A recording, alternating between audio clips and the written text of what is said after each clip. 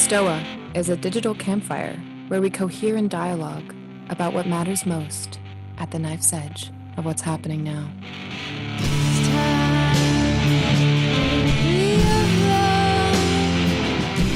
Welcome to the Stoa, everyone. I am very excited this morning.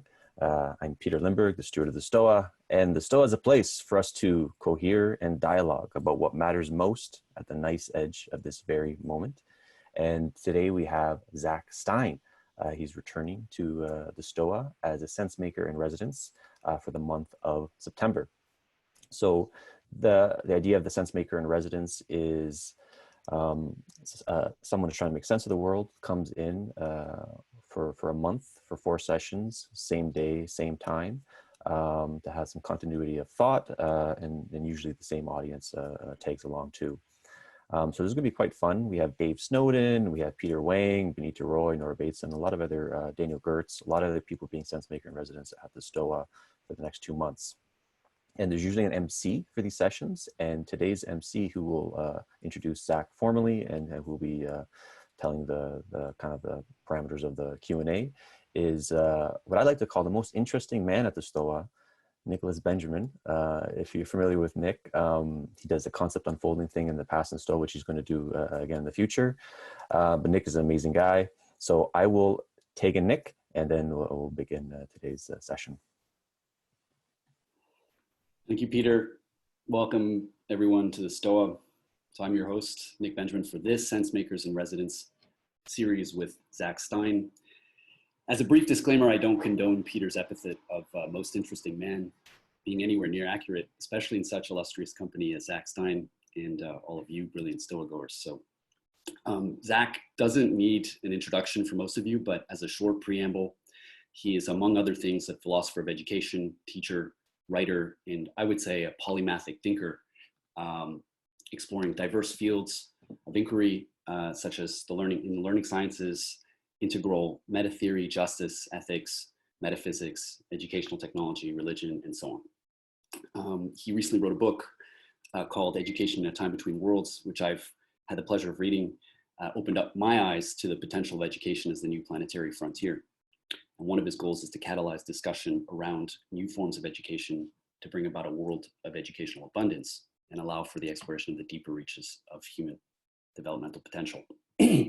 So for the structure of the session, it will be an open Q&A. I'll start us off with a couple of questions and then open the floor. If you have any questions, please write them in the chat, preceded by question in capitals so I can find it. Upvote the questions that you find most interesting and unmute yourself when I call on you to ask your question. And as you know, this session, along with all others, is recorded and put on YouTube. So if you want me to ask your question on your behalf, please indicate that in the chat. So Zak, welcome to the Stoa once more. To start us off, I found chapter 3 of your book, The Global Crisis of Measurements, absolutely fascinating. You paint this picture of measurements and standards as generating a background justice or injustice, as the case may be, where changing what and how we measure changes what and how we see the world. And measuring intelligence, indeed measuring anything, allows for complex systems and processes to be reduced to simple numbers, which can often act as vectors for the marketization of human life towards economic ends. So as an example, university graduates as inputs for the job economy.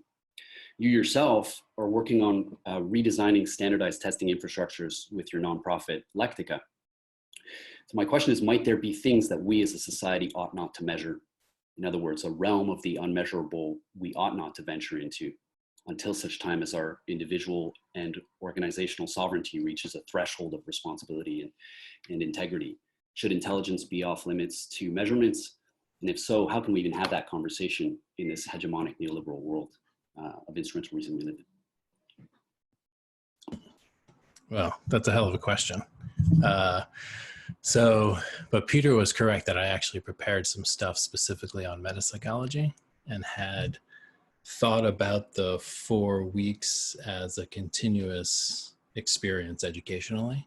So basically had a song and dance prepared. I'm happy to switch completely to Q&A if this is what we want, but my plan for the 4 sessions was actually to be lecture heavy in the first 2 and then leave the final 2 completely open as question and answer. But I don't have to do that. In fact, question and answer is more engaging often. And that question in particular, I'd love to sink my teeth into extemporaneously. So what's our sense? Okay, I'm seeing people wanting the song and dance. Okay, so people want to see the lecture. Okay, so this is what we'll do then. This is what we'll do.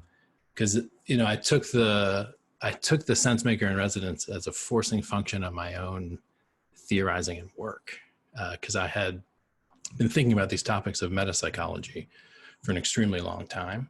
And in fact, when I first read Charles Tanner's Peirce, who I'll get into in the lecture today, and his kind of deep, he was one of the first people to have a deep evolutionary metaphysics. And it was based on this triple of firstness, secondness, thirdness.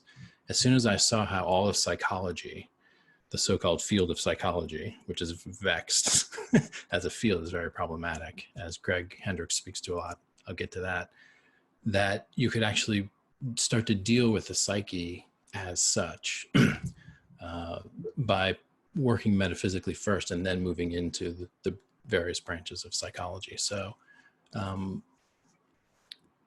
recently I started first speaking with Daniel Thorson about the topic of metapsychology some time ago in the context of civilizational collapse, and saying, listen,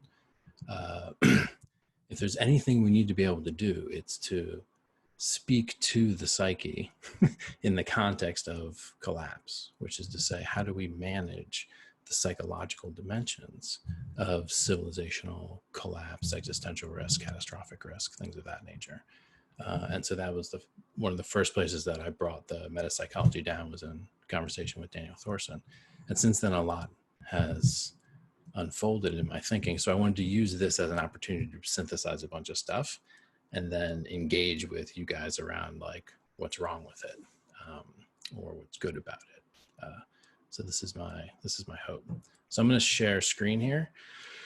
I hate PowerPoint presentations, but there are some things that they're good for. So I'm going to try to make use of it in order to kind of front end load a lot of thinking about metapsychology. And then that will serve as a scaffold for a bunch of questions and stuff.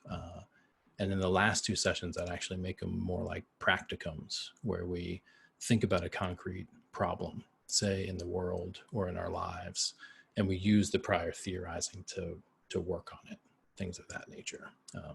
So as I'm lecturing, if you have questions, please write them down. And then my sense is before those last 2 sessions, I'll be kind of gathering questions through email and communication, and then try to work on those last 2 sessions as kind of more hands-on application kind of stuff. So that's where we'll go. Let's see here. All right.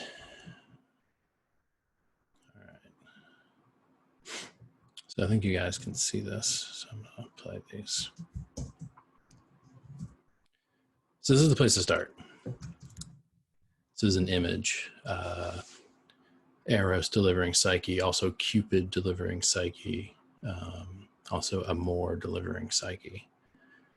So there's a myth in which Psyche is the hero, a heroine actually, a female lead character in this myth who gets entangled with all of these gods. And I start with an image for a couple of reasons. When you're looking at the life of the mind, or when you're looking at the psyche, according to my metapsychology, I lay out 3 areas: symbol, image, and language. And image is the language of ensoulment. Image is the kind of way that the deeper layers of the unconscious, and in particular the dynamics of personality and character, it's conversant in image. Images have a certain setting, a certain emotion and context. Symbols are universal, abstract, and language is omniscient. So the image here is of basically Eros and Psyche entwined in the revivification of Psyche. So there's a dynamic that's pointed to in the myth of the impossibility of the isolation of the psyche from all the different dynamisms of the world system. And in particular, Eros, or love, which I write about as a metaphysical dynamic that's entwined with the field of psychology itself. So this is a way of lifting the conversation immediately out of psychology as a science and thinking about the languages and images and symbols that the psyche uses to be in conversation with itself, right? Second part of this myth, this is Psyche and Pan, right? So another image, setting, a mood, a context. Psyche's so distraught at one point during the love affair that she tries to kill herself. So she drowns herself in a stream. The stream will not kill Psyche. The stream saves Psyche, puts her on the shore. And who's there but Pan? And Pan again resuscitates. So the great god of nature resuscitates Psyche from death. Right? So love resuscitates the psyche, nature resuscitates the psyche, right? So I find both of these images a little eerie and a little creepy in the sense of the psyche is about to die. Like Psyche is on the brink, can't take it. What are the images, languages, symbols, gestures of speech that can be used to bring the psyche back from the edge? Right. This is the motivating point of the metapsychology. It's not to prove in a scientific way necessarily what's the case with the mind, although that's important. It's to be able to have languages that allow for the resuscitation, resurrection, anamnesis, remembrance, healing of the psyche. And to do that, it means you have to go meta on all the various logos of psyche, which means like there's a whole bunch of work being done under the rubric of psychology. You know, some of it is directly helpful to that question. Some of it is not. All of it is important in the sense of understanding and sense making around that question. So metapsychology, as I hold it, and this is my working kind of definition, which makes it distinct from some other scientific metapsychologies. You know, the metapsychology is not trying to resolve debates within psychology as a field. It's actually not attempting to be a better scientific understanding of the mind, although it does lay some claim to being able to critique science, right? So if you're critiquing science, then you're technically not science, you're doing something else, right? You're doing something often in the realm of philosophy. So metapsychology is a little bit more like philosophy. It's actually in a Habermasian sense, it's blending the three types of basic validity claims, making scientific, ethical, and aesthetic validity claims. This is the attempt with the work. And that's what allows it to be, I think, a little bit more evocative than other approaches to the field of psychology.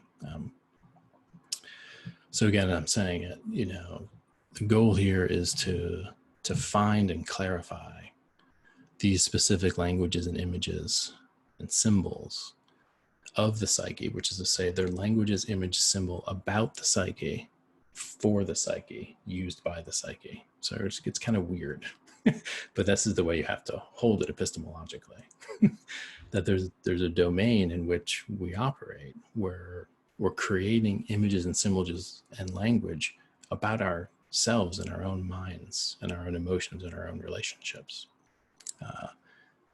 And some of those are so important for the continuity and survival of the species that when you're in a situation like ours of radical cultural disruption, civilizational decay, you run the risk of losing essential languages, images, or symbols that the psyche has created to sustain itself, right? So one of the reasons to do metapsychology now, and the reason I'm attracted to it, is that the psyche is actually root. In all its dimensionality, the psyche is root. Doesn't mean psychology is the root, right? It doesn't mean the things we think psychology is about is the root, but psyche is actually root to the crisis. And it's these forms of language, image, and symbol, and I'll bring some of these to the front so you can see what I'm talking about, that are in fact like our most precious resource or endangered resource. And this is that notion that Nicholas began with, that human development, human potential. Again, the remembrance, anamnesis, recovery, healing of the psyche, these dynamics of change at the level of consciousness. This is actually the frontier that we need to be concerned about immediately. It includes the sense-making ecosystems, the media, social media, other things. And so metapsychology is trying to provide some kind of framework that can be useful across that whole kind of realm.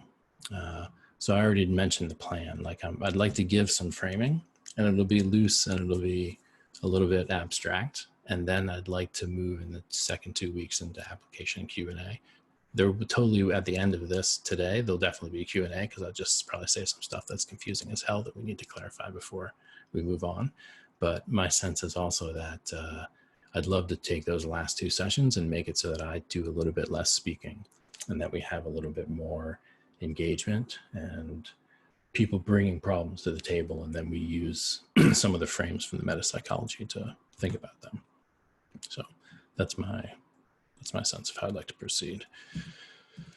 So what I'm going to do now is just go into a little bit of my thinking about the history of some of these topics, because I think it's both intrinsically interesting and important to kind of get the idea that, we've been thinking about these things for a long time, some of these topics, and there have been certain moves fairly recently in the history of ideas, which have put us where we are today, that there were some paths not taken, especially in the history of psychology. Anyway, so we'll explore some of that. So this is actually the place to start, at least for me anyway.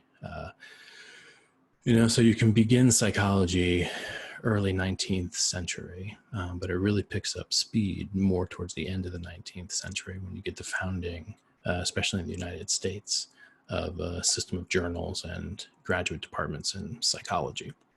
Like psychology as a science. There was a lot of metapsychology going on in philosophy for a very long time, but this science of psychology. And incidentally, people don't realize Charles Sanders Peirce, who will figure prominently throughout this, he was actually the first experimental psychologist on North American soil. And of course, longtime best friends, lifetime friends with William James, who was, of course, the psychologist. Like, Principles of Psychology was the textbook in those times, which put psychology on the map. So there's an interesting thing here that I want to get into, an historical incident, which actually reveals some of what is at stake when you think about metapsychology.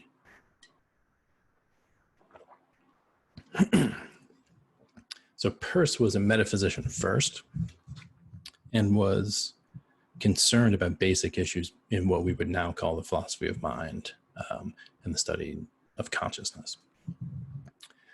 James was a medical doctor who had studied with the German neurophysiologists and approached it through a very experimentalistic and in some ways empiricist modality. And so James publishes his famous Principles of Psychology, 1890. It is a worldwide sensation and the dominant textbook in psychology for decades. Charles Sanders Peirce writes a review and destroys it. Very fascinating. Basically around precisely this issue of, listen, there's more than one modality of psychology. Psychology is not just about explaining the mind as if it was an object to be looked at. That there's a whole branch of psychology that involves basically first-person reflection, of phenomenology, and even deeper than that, normativity, which is to say, Peirce was trying to save the laws of logic and ethics from being reduced to causal laws within the central nervous system. So Peirce was saying you can't reduce choice to causality. And he was saying you can't reduce entailment, which is a normative property. This entails that. You can't reduce that to causality either. And so that was deep.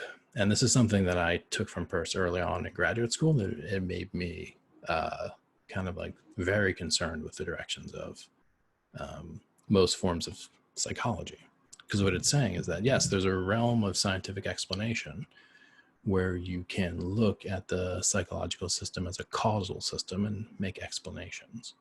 But there's another equally primordial perspective on the same phenomenon, which is in fact about the normativity of mind, sapience, the presence both of the awareness and self-awareness, but then also the norm following, rule following normativity that's part and parcel of human kind of cognition.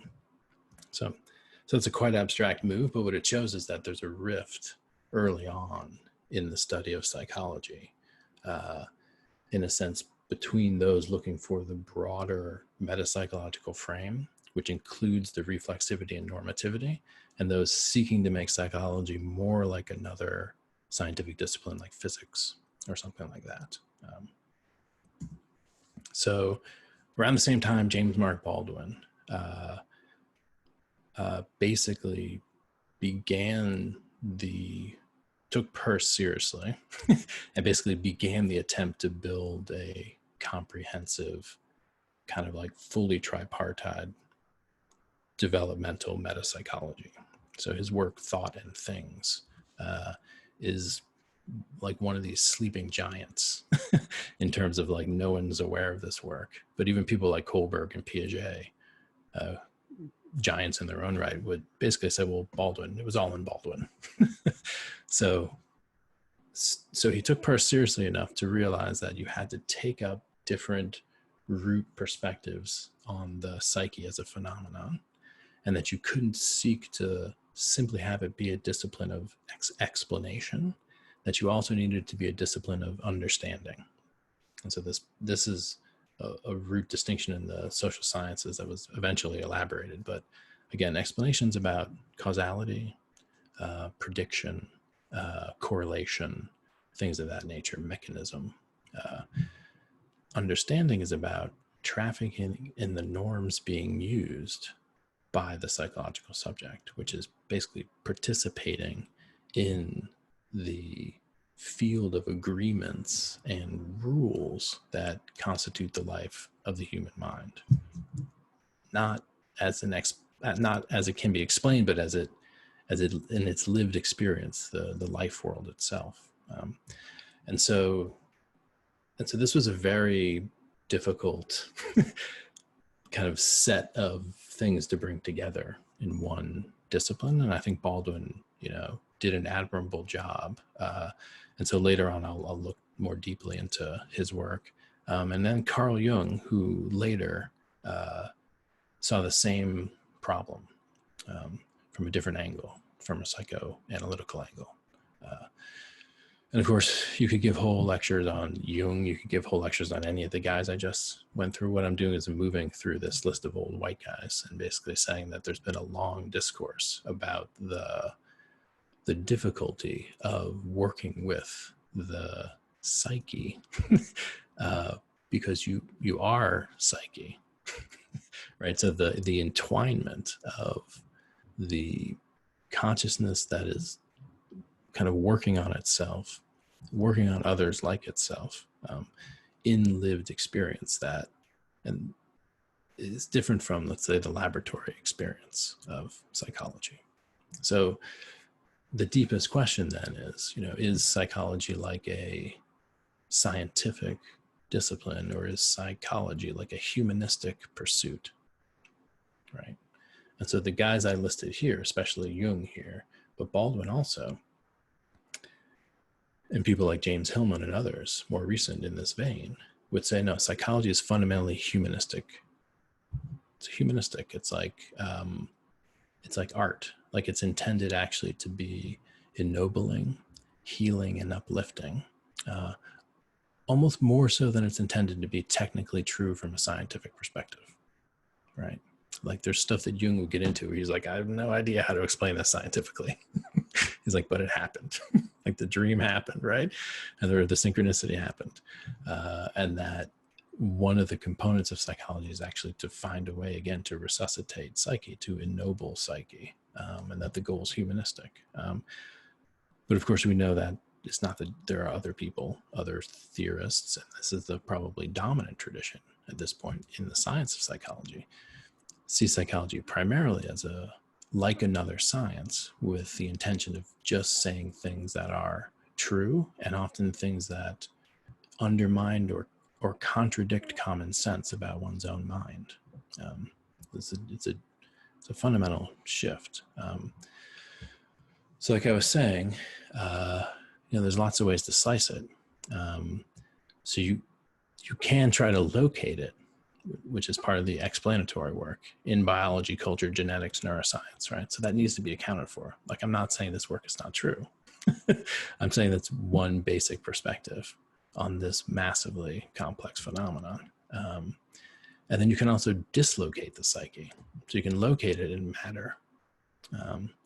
And I'm saying that's a correct way to go. You can also dislocate it, which is also a correct way to go, putting it in the collective unconscious, spirit, cosmos, or myth, right?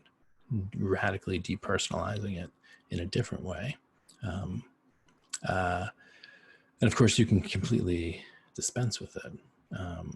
So that means either reducing, fragmenting, or explaining things in such a way that they cannot be brought back in conversation with the life world. So you can turn psychology into something that alienates the psyche from itself if you go strictly towards it being a scientific discipline. So basically, this is like, I recounted a little bit of my existential angst in graduate school. And when I met Greg Hendricks, it was the same thing where we're like, oh, Jesus, this field of psychology, this science of psychology, it's a mess. Like most of the deepest questions are actually philosophical and cannot be retrieved from the philosophical and purified and made strictly scientific. Like that these questions remain deep philosophical questions, including questions in ethics, questions in aesthetics. And if you get into Jung and transpersonal psychologists, questions in theology, cosmology. So you just can't contain psychology as a scientific field. You just can't contain it within a simple scientific frame. So you have to find a way to handle this rich, and the key word for me in this slide would be polysemy. It means the same thing having multiple meanings, right? So like a word, like justice, hell of a word. Justice has many meanings depending who you ask. So similar, your psyche, my psyche, the anima mundi, the psyche collective, when it does something, makes an image, makes a symbol, speaks, right? Always multiple meanings. You can explain it neurocognitively. You can actually show how, it was here in the brain that the word came from, if you want to think about it that way. But you can also show the meaning of the word, what it means to say it in that social context, what it says about their psychology, their neurosis, right? Or you can attach it to an archetypal pattern from the collective unconscious. So the polysemy, the multiplicity of meaning that is basically intrinsic to the psyche, and in terms of the way you can approach the psyche to understand or explain it. So we have a lot on our hands. And the goal is not to actually say specific forms of psychology, like studying the way the eyeball works or the way the neocortex works. It's like, that's so important. Please keep doing that. But at the same time, we need people reflecting on the whole field, again, to try to make it so that we have language and image and symbol to feed back into the life world so that the psyche can stay sane, so that it knows what it's about, what's happening in the world, what it means to be a human, those kinds of things. You know, again, the existential angst in graduate school, when you're seeing psychology as fragmented as it is, then you realize that basically we run that risk, which I've mentioned, of a rift in intergenerational transmission, where the multiplying of scientific fields has created so much fragmentation in the way the psyche makes sense of itself to itself, if I can say that, that the whole culture starts to go insane, right? That we don't know what the human is. We don't know what a person is worth, what people are, what they're capable of, who I am. The languages, symbols, images that we can use to bring coherence there, become intractably kind of like complex and confusing. So we need a second simplicity. We need some kind of clarity on the other side of the complexity of the multiplying sciences of psychology. So this is the kind of goal of the metapsychology. And then, of course, Ken Wilber was one of the people who basically resolved my existential angst in graduate school. Because he was like, yep, kid, that's correct. It is a mess. Here are some very large orienting generalizations that can allow you to bring some coherence to this.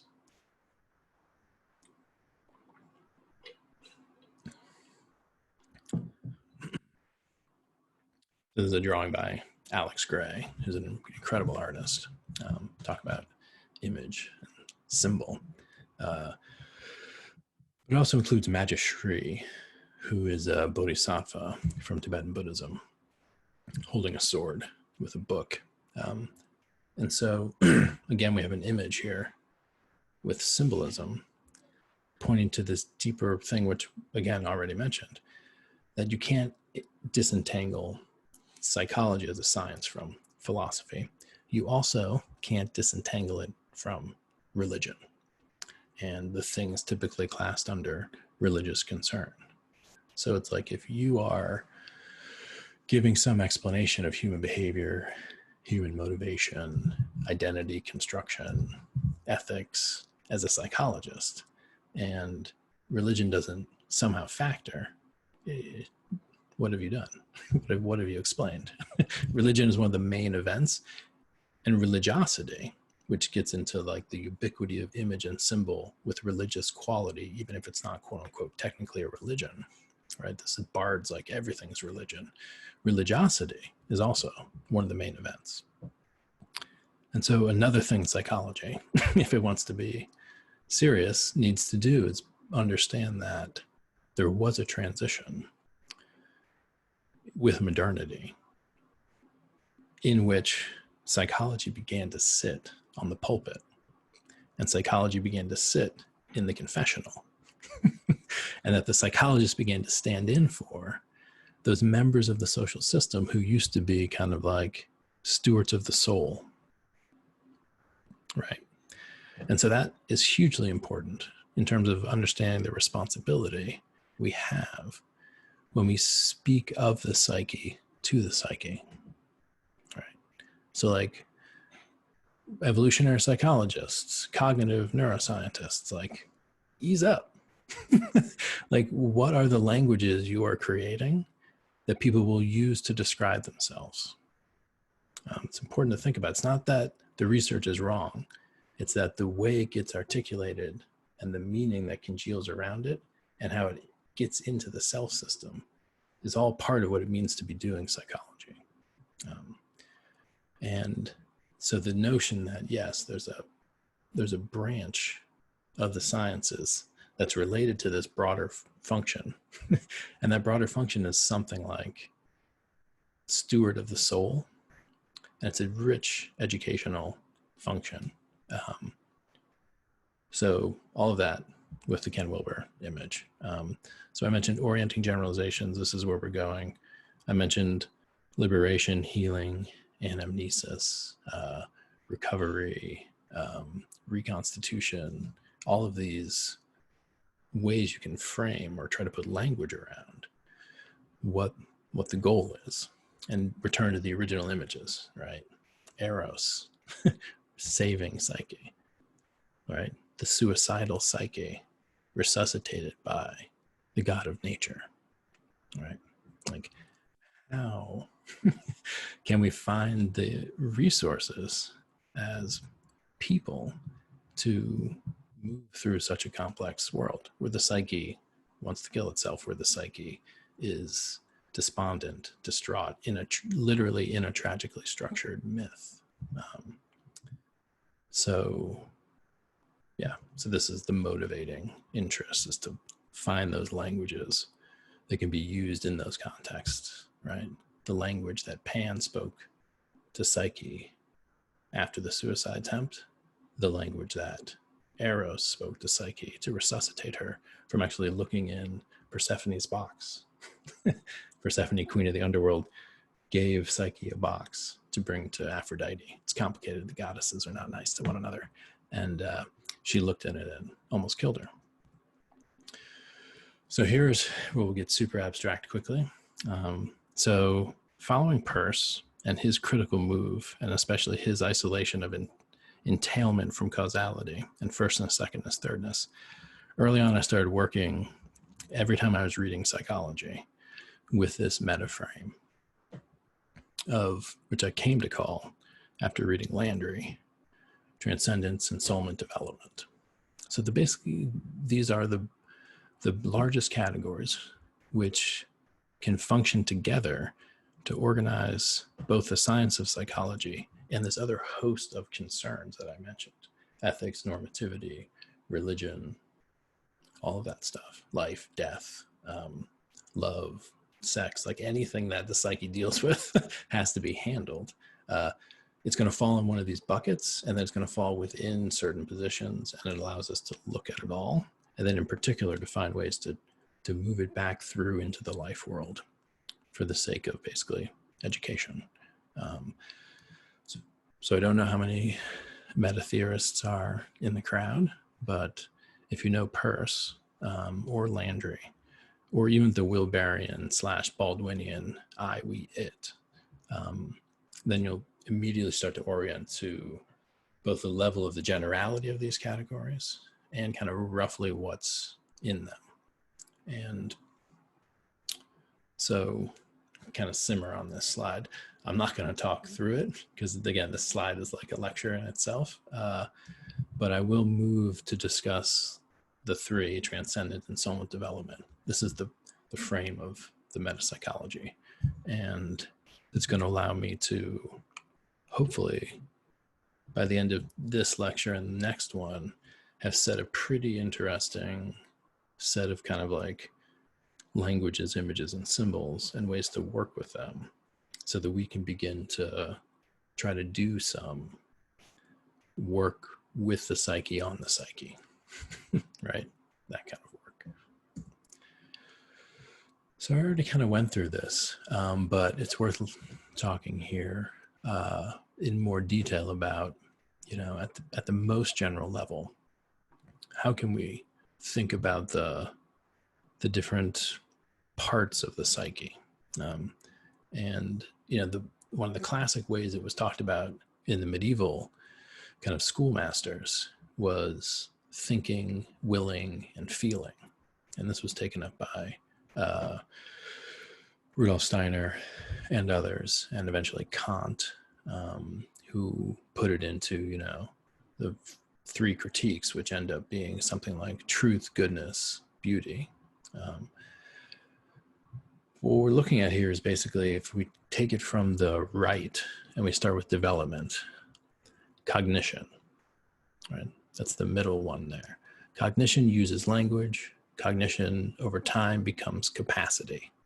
So the development of the mind is basically what's usually the field of developmental psychology, but it's a ton of cognitive science goes here. It's about how does the nervous system and the reflective consciousness of the human come to be able to work with the world as basically a place where rules and causality applies. So development is as we'll get into, what's tracked by Piaget, it's what's tracked by the model of hierarchical complexity, Elliot Jacks's work, any work on perception, any work on language processing, look at it in terms of this developmental context. And I think language, cognition, and capacity are actually transparent as words. So my sense is that when I say language, you know what I mean by language, but we could define that more. Cognition, as I said, is about relating to the world in terms of object. Capacity is about an ability to basically operate consistently at a certain level of cognitive complexity. So ensoulment deals with a completely different kind of repertoire of, let's say, psychic phenomenon and psychodynamic process. So the main thing, analogous to cognition, but different, is imagination.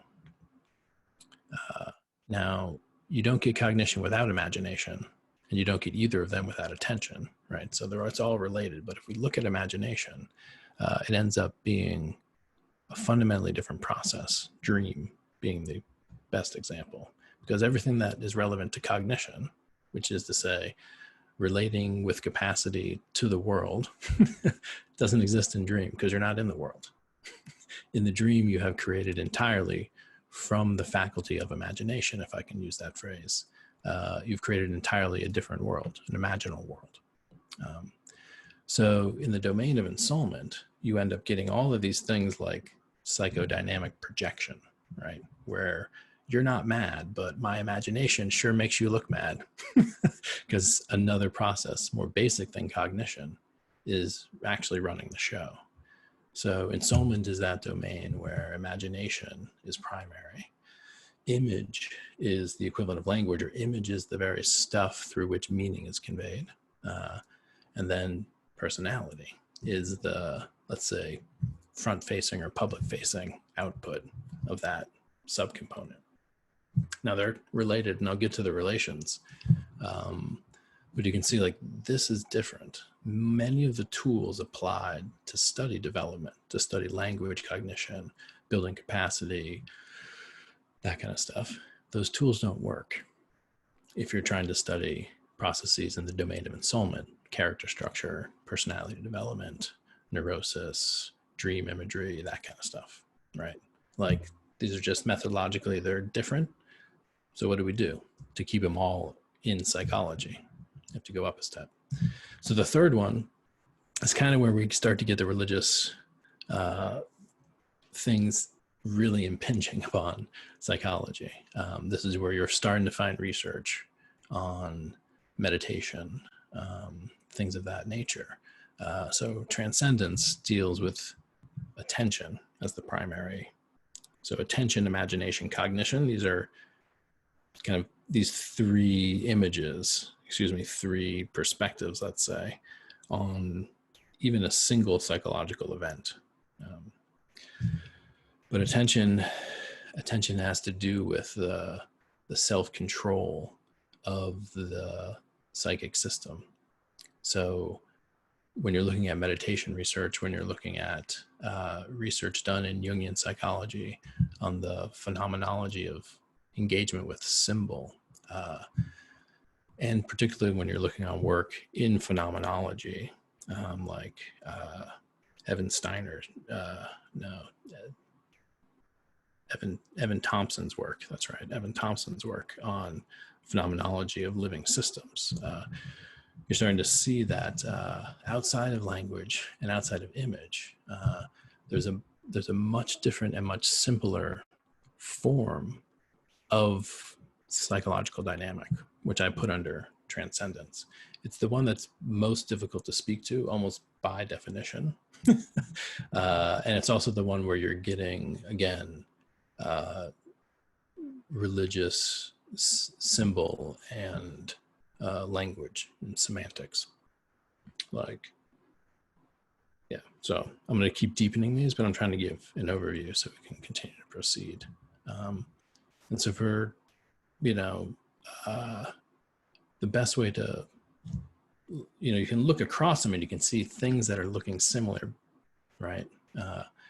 And so in development, we have stages, and everyone kind of knows about stages. I had Ken Wilber on the screen. I've already mentioned Piaget, and there's a lot to say about how development works, and that's one of the places I have a lot of expertise as a psychologist. But despite what some developmentalists would say, the entire mind, which is to say psyche, doesn't only move through stages. Big parts do, and stages are important, stages of capacity in particular.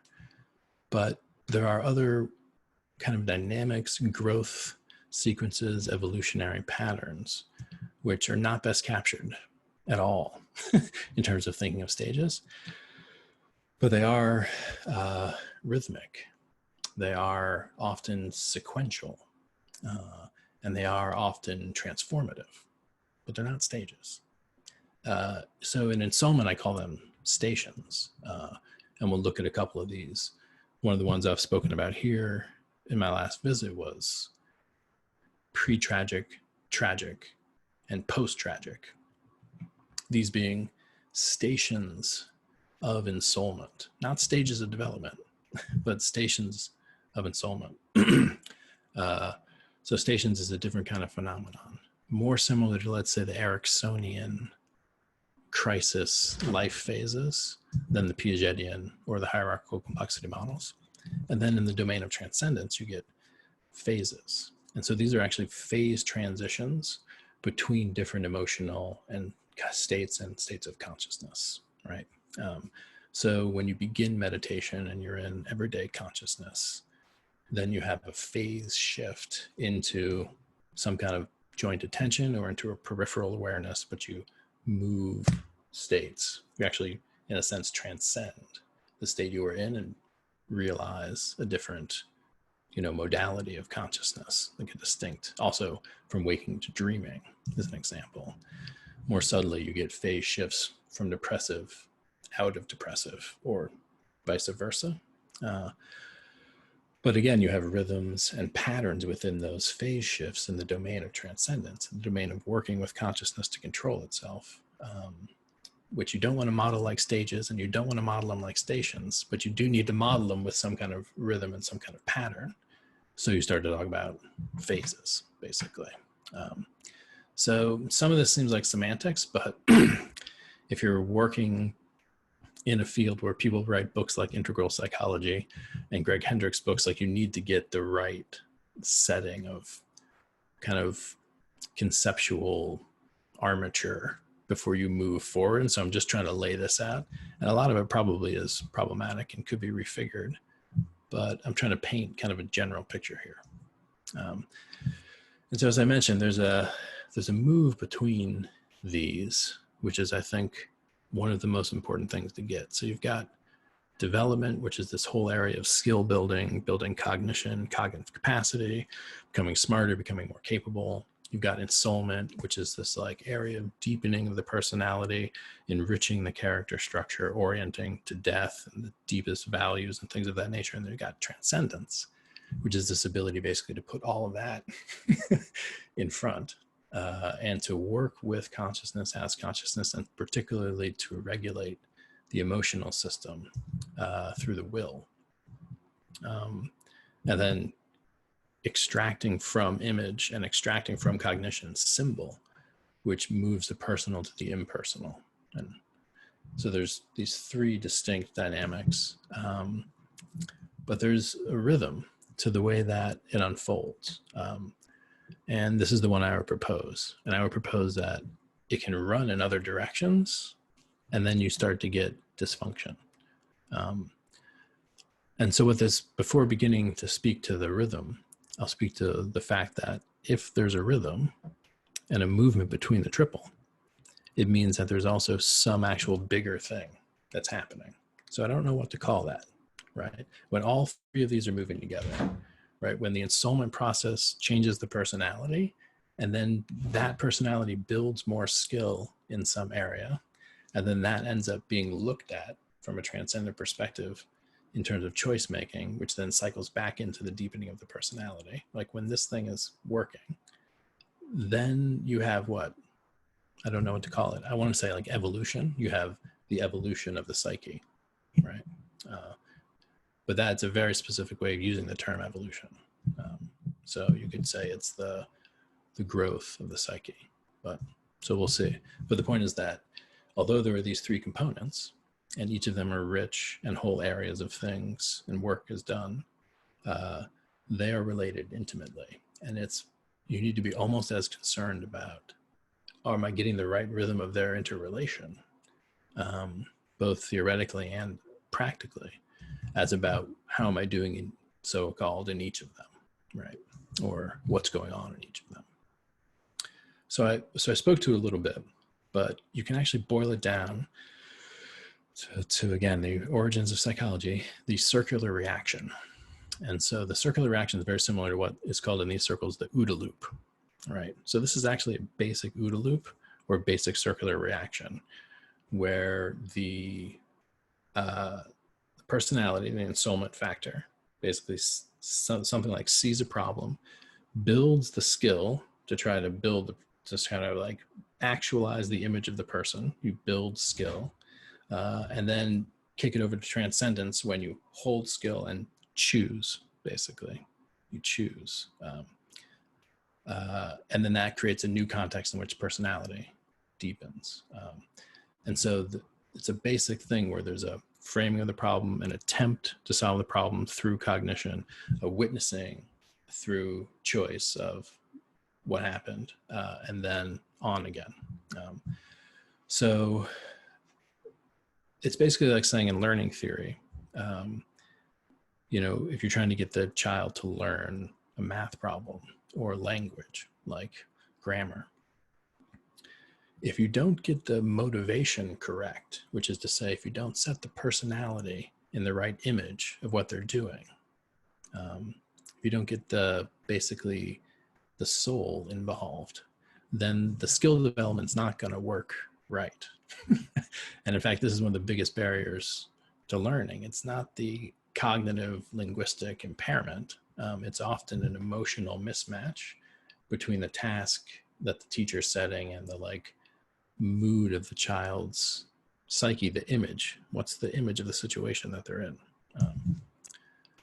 And so you need to set the parameter of personality first, then move into skill development, and then move into choice, which is to say, what do you do to actualize it through things that transcend your own person, basically? What's the altar that you sacrifice self and skill on, for what end, with what attention? So this is the proposed dynamic. And like I said, there's probably many other routes between these three and many other rhythms. But this one I've found to be most intuitive. So I'm going to keep staying extremely abstract here, in part because I want to get it out. So when you're thinking about these three, think about all of them as having implications with all four quadrants, right? Which is to say that ensoulment is a process that involves the world and other people and my own self, right? And development, similarly. Development involves the world and other people and my own self. Transcendence, likewise, if you're meditating, there's a context, there's a tradition, right? So each of these is extremely complex in and of itself. That personality development in particular is so radically contingent upon culture, family upbringing, socioeconomic status, all of that stuff is entwined with ensoulment and development, but with a different kind of slice of causal implication. And then they all shouldn't be thought of in terms of simple essences or structure, that they all have chaos and complexity dynamics, which is to say that if you're building skill in the domain of development, let's say, and you're in context with a teacher and you're working on a technical problem, It's possible for you to basically have the context disrupted and lose the skill entirely, right? It's also possible to have the context improved and to go up like 3 notches of understanding for an hour and then lose that understanding, right? So when I get into speaking about development, there's fluctuations and true kind of complexity dynamics within just skill acquisition in terms of model of hierarchical complexity. But there is also, similarly, in the kind of like ensoulment world, that the personality is also held in kind of a full quadrant embrace, and just as susceptible to changes in context, changes in diet, other things altering personality rapidly, non-linearly, that the personality will move through various dynamics. So that's just a note. Nicholas, you're jumping in, yeah. Yeah, I just want to jump in and say that we're coming up on the hour mark. Oh, whoa. Yeah. So I'm wondering if you have an extra 20 or 30 minutes to devote to. I do. Okay, amazing. I do, yeah. Okay. So I'd invite everybody to start asking their questions in the chat. I'll precede it with questions that I know that it is, and then you can answer them. Totally. I have a question for you to start things off. Great. So you mentioned that language, image, and symbol feed back into the life world so that psyche can stay sane. In some sense, semiotics, aesthetics, and language permit the gelling of these fluid psychic experiences into islands of metastability, signs, symbols, and words to be interpreted, hills to be climbed. And in contrast, valley crossing outside of these systems through the adjacent possible depends on a certain ontological and semiotic flexibility, a courage to break frame and strike out into the desert and navigate against the dominant streams of symbolic interpretation. So sometimes language doesn't cut it. So my question is, what is sanity for you? There's like a long preamble, and the question was like, well, okay, what is sanity? So it's a difficult question. I mean, my first response is actually like more like Foucault. Like that's my first response, is be like, well, sanity is this thing that civilization creates. It's a category which has been shifting socioculturally for a long time, that a lot of the stuff we do now would be completely insane to, and then what they do is like totally nuts to us. So there's that first notion of like, the word it's complicated. So my first reaction is a little bit postmodern, a little bit like sanity is kind of this social construct, mostly used to get social coherence and then to oppress people and stuff like that. But if we take a step back from that and try to think, well, if I'm encountering someone and I see them in a state of distress and I'm trying to figure out kind of like what's the root of that distress. And then they start to tell me something that is, let's say, completely irrational. Like, so just in the domain of development. I'm talking about, what you're asking about is basically what's non-pathological human behavior is how I'm reinterpreting the question. So in the domain of development, non-pathological human behavior is behavior that is accurate, true, effective, right? And so one of the classic signs of quote unquote insanity is people seeing things that are not there, right? Classic, right? Like that's a serious breakdown in the whole development thing, because you're supposed to be getting better at dealing with the world through understanding the world through cognition and language. So if you start having a cognitive apparatus that starts to see things that's not there, you know, that's a sign of quote unquote insanity. But in the domain of ensoulment, this is where things are much more complicated, you know, because the soul and the images of the soul, and especially if you look at those myths, like the soul basically is insane, if I can put it that way. Like the soul is pathological. because it orients almost entirely to death and a few other dimensions that make it such that, you know, if you have your life together in terms of your skills and capacities, and you even have some good emotional self-regulation and a sense of transcendence through like a religion, it's in the domain of ensoulment. This is why psychoanalysis was so important. It's in the domain of ensoulment and in personality structure and in the basic images that the soul ends up hungering for or that disturb the soul, right? The images of self and other. That's where you're going to get the quote unquote normal genesis of pathology. And so in those cases, what you have to look at, and this, I take this from Hillman, you basically have to look at what is the archetype in the pathology such that it is sane. Right? It's just a weird thing to say, but it's like basically saying like you have to find the God hidden in the pathology that is trying to be freed and find a way for it to do that. So, and then in transcendence, there's also pathological behavior. A lot of like religious fundamentalist cults and that kind of stuff that would be pathology of the transcendent function, right? Where it's overriding the ensoulment and the cognition in interest of basically exiting. So yeah, so roughly speaking, I'm not answering your question, but I am saying that you can find psychological disturbance across all three of these, and you have to know what you're looking at in order to help people who are struggling, you know, you know, in a very basic way, our civilization is insane across all three vectors, unfortunately.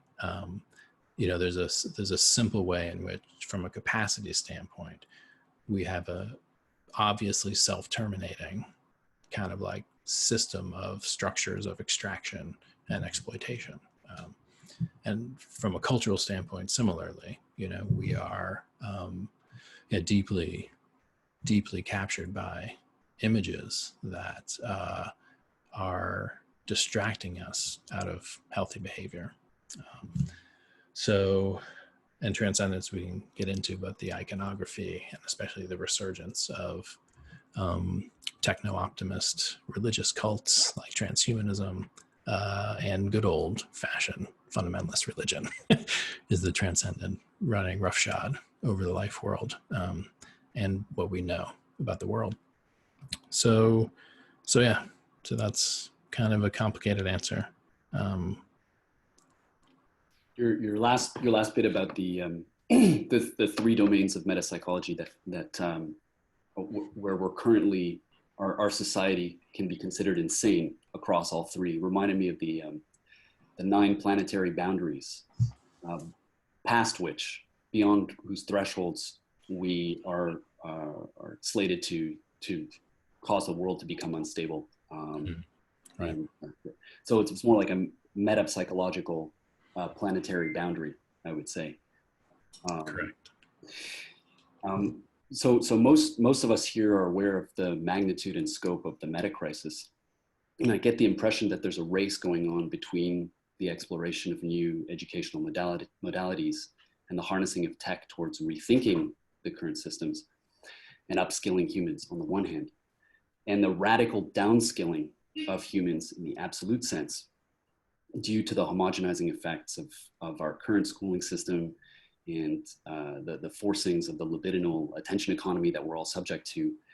And both forces are gunning for a certain hegemony. And how do you see this playing out over the next decade? And how do you see ensoulment as being implemented in new educational modalities? Yeah, I mean, what to say here? The digital, like in like a Marshall McLuhan kind of sense, you know, like the printing press and then the radio and television and then the digital. The digital is so profoundly powerful educationally, potentially educationally, massively powerful. So this is one of the themes of my book. It's like we actually do stand on the brink of something like a major revolution in education, but it sure as hell has not happened yet with the state of the digital. So we've confused the potentialities of the digital with what we're calling the internet right now, which is mostly toxic, advertisement-laden surveillance capitalism mechanism. And so that's just one thing to get. It's like, in the race, what is the race for? It's a race basically for human attention, and the placement of, I think, image is where they're actually going the hardest. Like the dynamics of the advertising is mostly that. And if you look at the major shifts, especially in adolescent mental health, it was both first when Facebook got on the phone, but then more when the scroll of Twitter and Facebook was such that the brief video began to play before you even pressed it, right? So the capture of soul through fascination with image. I mean, this is why you had so long ago with like the Vatican, they're like outlawing images, right? Because the image is actually the most seductive thing that the human can create, is this image. There's a bunch of reasons for that. And so next week, I'll talk about in more detail the difference between image and symbol and language. And you get to play a little bit with the notion of what is an image and why is it so powerful. But most of what we're seeing in social media and advertisement on the internet, and even now with the media, like news sources, is not the equivalent of like a clear story in the domain of cognition, right? It's not like they're laying it all out in clear language, and it's not like that. And it's also not like they're framing it all in terms of some universal transcendent thing. That would be weird. But it is very much like it's a free play of captivating images. And so what that means is that, we're confused as hell cognitively in terms of the domain of development. And we don't know like what it all means in terms of the transcendent, or how to even kind of look at it all and be comfortable with it all. That's all happening. But we're also like the personality and character structure and the processes of ensoulment, the capture of that through intoxication by image. That's one of the main events. That's why you're seeing adolescent mental health crises going rampant, because it's not from cognitive dissonance about, well, what really is going on with those lizard aliens and the chip in the vaccine? Like it's not that. It's literally the kind of hypnotic, kaleidoscopic kind of like ensoulment process that they're in, which is very historically unprecedented in terms of the forms of image you can place your identity into, and the ways you can use the imagination to regulate your self-esteem. So that would be a little bit speaking into that space. So we have to fight at the realm of image, and then we also have to figure out how to show what the digital can actually do. That's not that is the educational power that it has, because that's basically our only way forward. Thank you.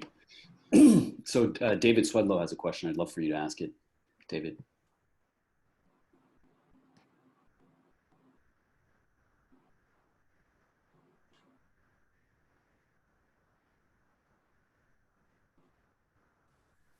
Dave, you gotta unmute yourself. We can't. All right. Yeah, so I was, obviously there's a lot of interest in the metapsychology. This conversation that we were talking about, the Future Fossils podcast recently, there are a lot of topics along this line that I'm surprised at how rich this conversation is and how complex it is. There's a new recent depth to it. And it seems to have a lot of consequence to the possible development of the ecology of practices that John Vervaeke talks about. How do we actually engage in this?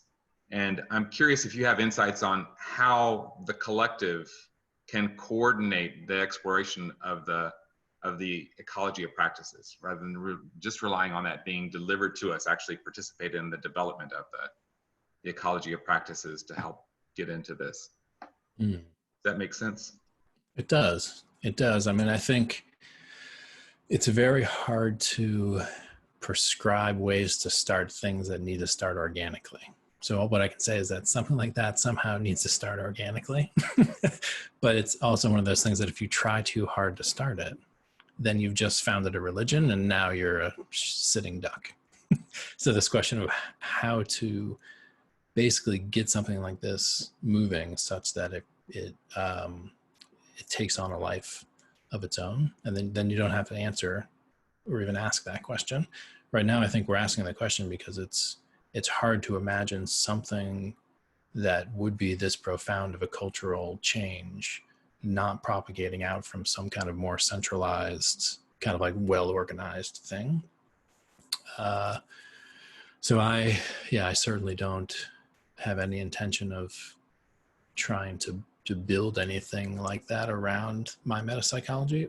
My sense is that because there's so much reflection about the psyche for the psyche, right? I mean, that's what you're saying, our future thinkers, like, what are we doing? We're trying to make sense of ourselves in the midst of crisis. And so we're innovating new languages to help understand our own minds and our own hearts and souls.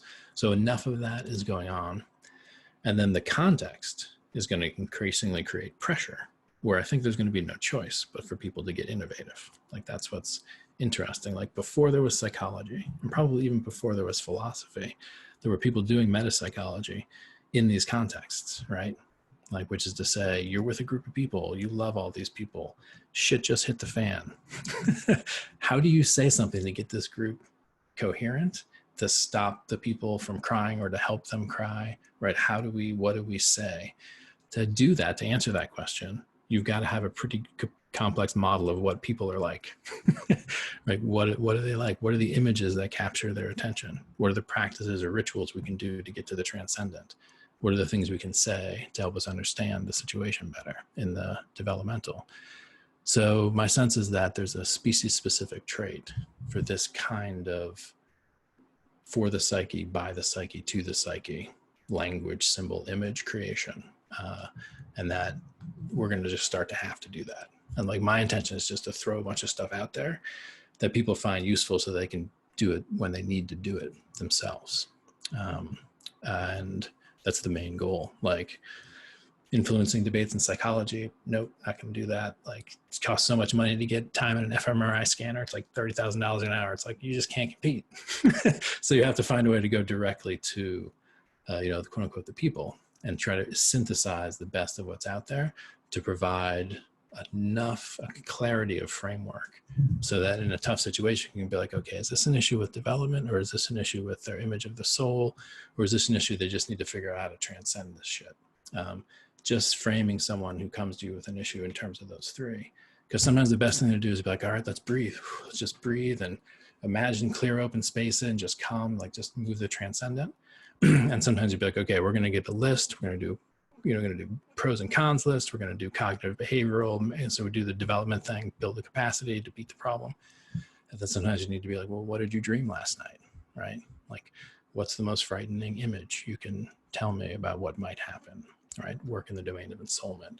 Those three techniques, those are the three that I'm pointing to here, which can emerge spontaneously in practice, but with that framing, and then with the stuff I'm going to try to get into in the coming weeks, more and more, so that we can innovate, because we absolutely have to innovate, because humans have never been in this situation before. It's a mess. Thank you, David. It sounds like we need a metapsychological Bardic tradition to weave together these symbols and images in ways that that can begin the process of healing and of clearing the air. Question by Anjan. Want to unmute yourself, Anjan?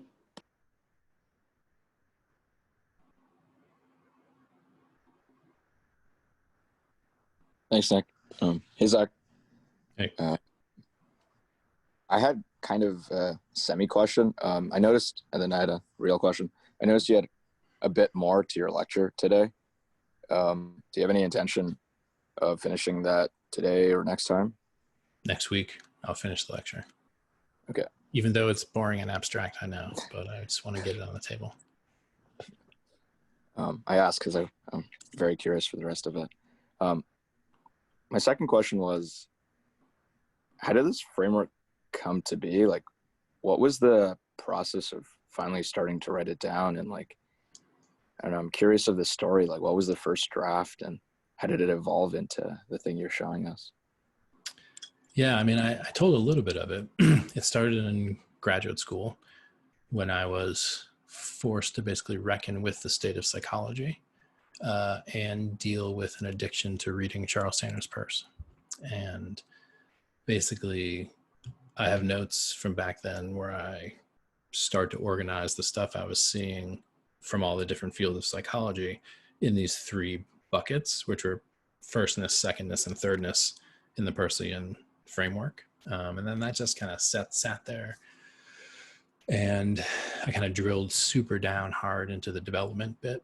Became, this is, the nonprofit Lectica, where I am on the board now after being involved operationally for some time, just focusing on hierarchical complexity modeling, developmental learning sequences, and kind of that domain of development, really got that nailed in.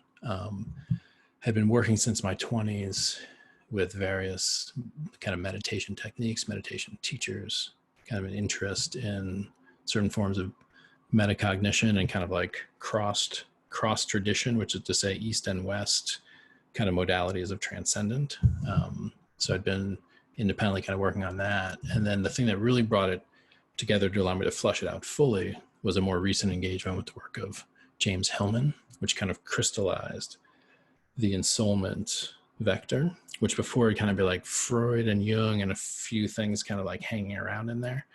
And then it was just there, and then it just sat there, and that's what I was thinking in terms of having read Forrest Landry's Immanent Metaphysics and seeing his triplicate model of basic metaphysic categories perfectly interdigitating with the Peircean triple, which itself nested with other meta theories of metaphysics, gave me a lot more confidence that there was something quite deep with the triple, and it gave me more impetus to kind of really start to lay it out. So then I spoke on Thorson's podcast a couple times, and but I haven't written it out. That's why I'm doing this in part, because I'm going to get this transcribed and then try to basically work it up into something that could be a written version of it.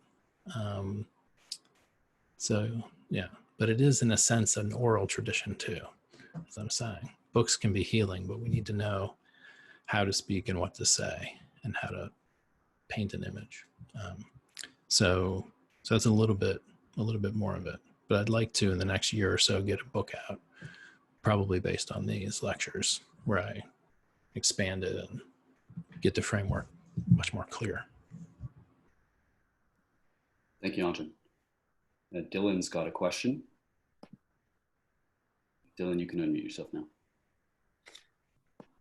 Hi, Zach. Thanks for this. It feels like you're really onto something. I really appreciate your time. My question was about childhood, adolescent education in the context of this surveillance capitalism economy that we're in. Are there any symbols available today that are psyche integrating or psyche healing within this framework that you're creating? I mean, usually the image that is healing for the psyche is created by the psyche who needs it. So like the image work is mostly about deciphering the imagination and dream, rather than, and this is the problem with our culture, rather than throwing a bunch of images that are not endogenous to the system, that are exogenous to the system, and confusing the imagination with what is native to the imagination, right? The image that's primordial to the imagination, which is the image that you can't help but imagine, which is why often it will plague you. It's the recurring imaginal cycles of personality development. So that in that sense, what you're looking for in the world of image is a way to recapture what's native to the imagination, which is like the primordiality of certain archetypal imaginations. So in that sense, you want to find a way to engage young people in, first of all, holidays from exogenous image saturation. So can we find a way to get free from the images for periods of time? And then things like dream work and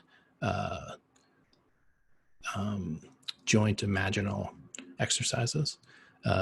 That's where you go hunting for the symbol that we can't even imagine, the image right now that we can't even really construct. We have to help them find it. This is a lot of what happens in like Jungian psychotherapy and other forms of psychotherapy. You're helping the person clarify the image of the self.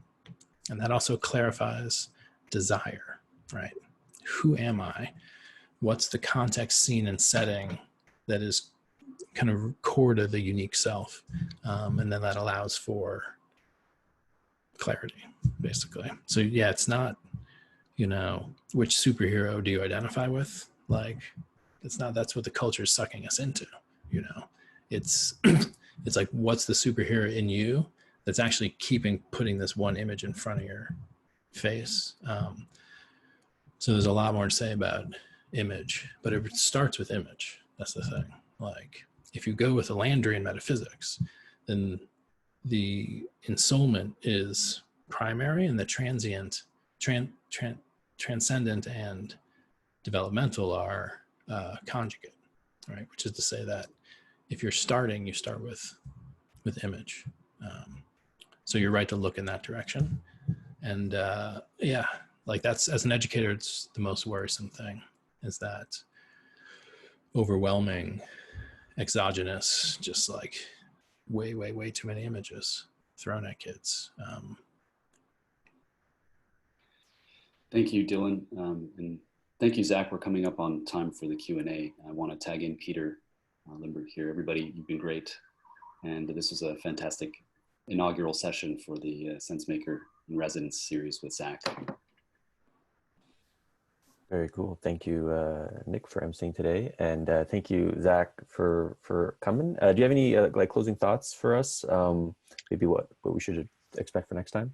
No, I mean, I'm just happy to be able to just kind of do a brain dump on the Stoa. And so next time I'll finish the slides and we'll move through some other odds and ends through deepening into the different aspects, looking longer at image in particular, but also a lot at development, how to actually look at cognitive development, how to model that better.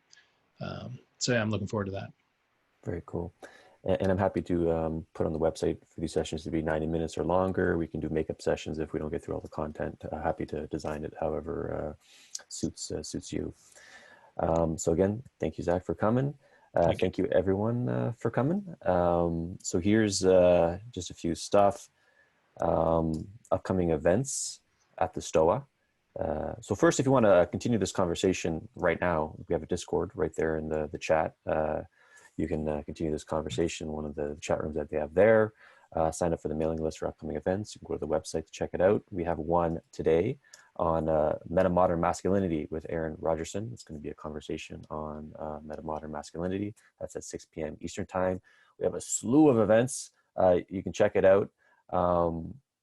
If you'd like to support the Stoa and what we're doing here, you can visit us on Patreon. We have about 120 supporters so far. So if you like what we're doing, want more of things like this, please support us, because I'd like to give a tremendous amount of value for free for everyone here. So that being said, thank you and hope to see you again soon. Mwah. All right.